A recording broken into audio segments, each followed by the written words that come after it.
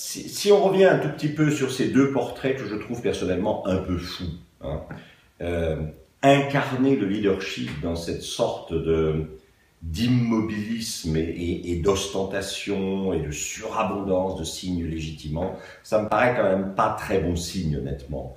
Et on a là deux portraits de Louis XIV et d'un Bonaparte devenu un Napoléon à la manière de Louis XIV qui pose véritablement problème.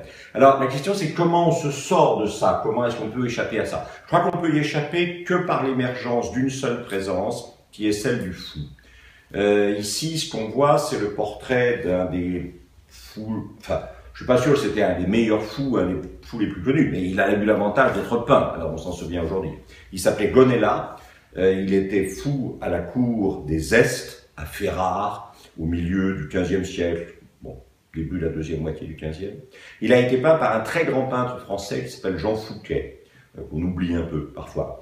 Et alors, je crois que la première chose qu'il faut bien se dire, c'est que aujourd'hui dans les entreprises, il n'y a plus de fous effectivement fonctionnels. C'est-à-dire que tous ceux d'entre vous qui ont circulé dans les entreprises savent que vous n'avez jamais croisé probablement quelqu'un qui avait un vêtement multicolore, un chapeau à grelots et qui portait une marotte à la main. Donc s'il n'y a plus de fous fonctionnels, il doit falloir quelque part des fous notionnels. Et je pense que ça, un des rôles essentiels du leadership, c'est de savoir où sont ceux qui peuvent éventuellement avoir le courage et la compétence de tenir le rôle du fou.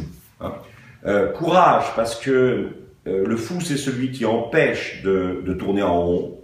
Or, il y a des gens qui aiment bien tourner en rond parce qu'on tourne de plus en plus vite, mais que comme on n'est pas branché sur le réel d'une certaine façon, bah oui, on peut tourner de plus en plus vite et ça donne l'illusion du mouvement, alors que n'étant pas branché sur le réel, on bouge pas vraiment. Et donc, les gens n'aiment pas beaucoup quand on leur rappelle qu'ils sont en train de tourner en rond, hein, entre eux. Bon, voilà. La compétence, c'est assez simple. Moi, je crois que peut jouer le rôle du fou, soit celui qui est incontestable sur un sujet, soit celui qui est un peu le ravi de la crèche par rapport au sujet. Et à quoi ça sert d'avoir un fou? Ça sert à rapporter de la réalité dans un monde qui est en train de s'enfermer dans sa vérité. Je pense que le leader doit au fou l'impunité, et en échange de cette impunité, le fou doit à son leader la réalité. Au moment où peut-être la communauté est en train de s'enfermer dans sa vérité ou dans du dogme. Pour moi, ça c'est vraiment capital. Je pense que le fou aime le leader, le fou aime la communauté à laquelle il appartient, et il dit cette réalité dans l'intérêt du leader et dans l'intérêt de la communauté véritablement. Le fou, c'est probablement quelqu'un qui permet aux conseillers de ne pas devenir des courtisans. Un conseiller qui devient un courtisan, c'est un conseiller qui n'est plus une fenêtre sur le monde pour le leader, mais qui est une mise en miroir du leader, hein, ce qu'on appelle l'effet de cour.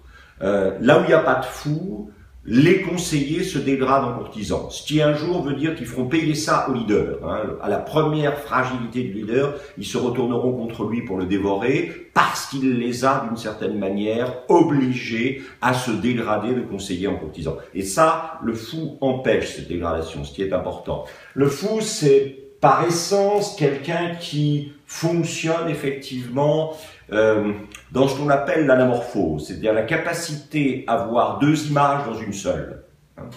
Par exemple ici, est-ce qu'on voit un canard ou est-ce qu'on voit un lapin? Le grand leader voit les deux.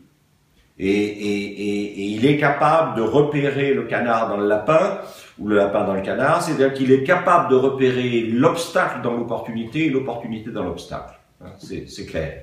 Et alors évidemment, cette incitation au regard anamorphique, hein, c'est-à-dire au déplacement de point de vue, qui fait que l'image reste la même, mais la lecture de l'image devient double en rémunération de l'agilité du déplacement du point de vue. Hein.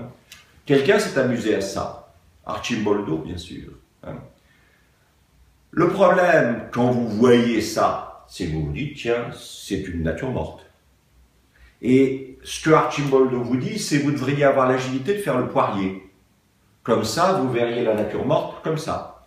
Et vous vous apercevriez que dans la nature morte, évidemment, il y a un portrait.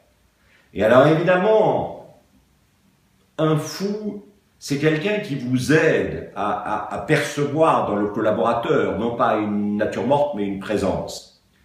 Je pense que les collaborateurs qui sont regardés comme des natures mortes ne se transformeront pas en présence le jour où le leader aura besoin d'elle ou d'eux. Par contre, un collaborateur qui a toujours été considéré comme une présence et qui le sent, qui sent que le regard du leader sur lui le pose comme présence, la pose comme présence, ce collaborateur deviendra encore plus présent quand le leader aura besoin d'elle ou de lui.